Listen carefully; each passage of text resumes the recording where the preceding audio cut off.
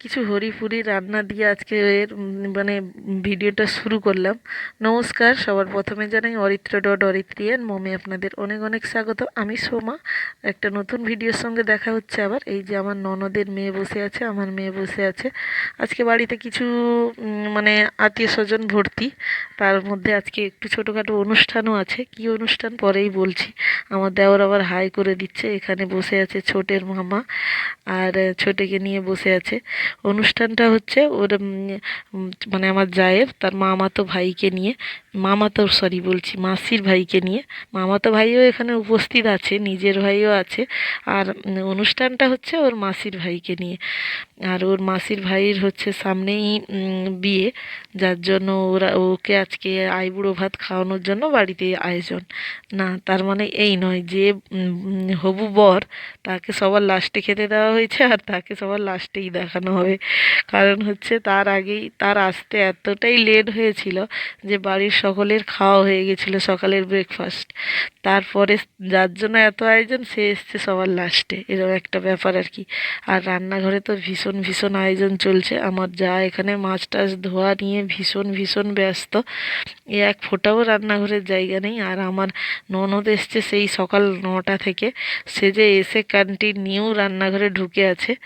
এই যে এবারে ফাইনালি বরবাবুকে দেখাতে পাচ্ছি, এ হলো হবু বর। হবু বর আবার একা খেতে পারবে না বলে তার একটা ভাইকেও ধরে নিয়ে এসছে সঙ্গে, দিয়ে তাকে সামনে বসিয়েছে, বলছে আমি যা যা খেতে পারবো না তুই আমার সঙ্গে খাবি। আর এই লাল টি শার্ট পরা, দুজনেই লাল পরে আছে, আবার যেই চশমা পরা লাল টি শার্ট ভাই, ওই হচ্ছে ওনার ওই ভাইয়ের বিয়ে। সামনেই বিয়ে, তারা এই বুড়ো ভাতের আয়োজন করা হয়েছে।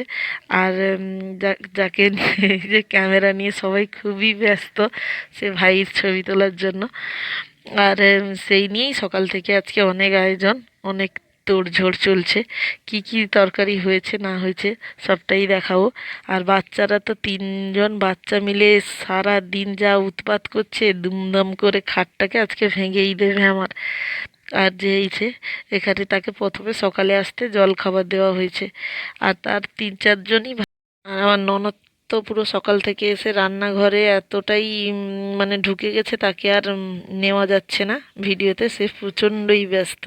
চলুন এবার রান্নাঘরে দেখি। পাঁপড় ভাজা দিয়েই শুরু করলাম। মাছের ভাজা, পাঁপড় ভাজা, তার সঙ্গে এটা হলো বাটা মাছের ভাজা হয়েছিল। আর এটা হলো চিংড়ি মাছ দিয়ে শাকের তরকারি। পাঁপড়টা আমি ভেজে ওখানেই রেখেছিলাম ঠান্ডা ঠান্ডা হওয়ার জন্য, ওই জন্য ওখানেই মানে এক ফোঁটাও এখানে জায়গার ভীষণ চাপ। আর এই যে নতুন কড়াইতে পুরো লাল লাল করে চিকেন, আর চিকেনের কালারটা জাস্ট ওয়াও হয়েছিল। বড় প্রেসার কুকারে সিটি দিয়ে, এটা আমার কিন্তু আজকে ননদই রান্না করেছে। এই যে বরবাবুর জন্য থালা সাজানো হয়ে গেছে, বরবাবু স্নানই করে আসছে না, তার ভাত টাত ভেঙে ভেঙে পড়েই যাচ্ছে। মাছ ভাজা, কুমড়ো ভাজা, আলু ভাজা, বেগুন ভাজা, শাকের তরকারি, চাটনি, মিষ্টি, খাসির মাংস, পাবদা মাছের তরকারি, মাছের কালিয়া, দই, মিষ্টি, পাঁপড়, ঢ্যাঁড়স ভাজা, মানে যা যা মনে ছিল না আমি সব একসঙ্গেই বলে দিচ্ছি। আলুগুলো এখানে তুলে রেখেছি মাটনের, কারণ খুঁজেই পাওয়া যাচ্ছিল না, তাই। এই হলো আমাদের দুপুরের আজকে মেনু। কিন্তু বরবাবুকে যখন খাওয়াতে খেতে দেওয়া হয়েছিল তখন দুর্ভাগ্যবশত আমি আর ভিডিও করতে পারিনি। কারণ তাই ও আসার আগেই আমি বললাম এতক্ষণ বেড়ে দাঁড়িয়েছি, তাহলে আমিই একটা ভিডিও বানিয়ে নিই।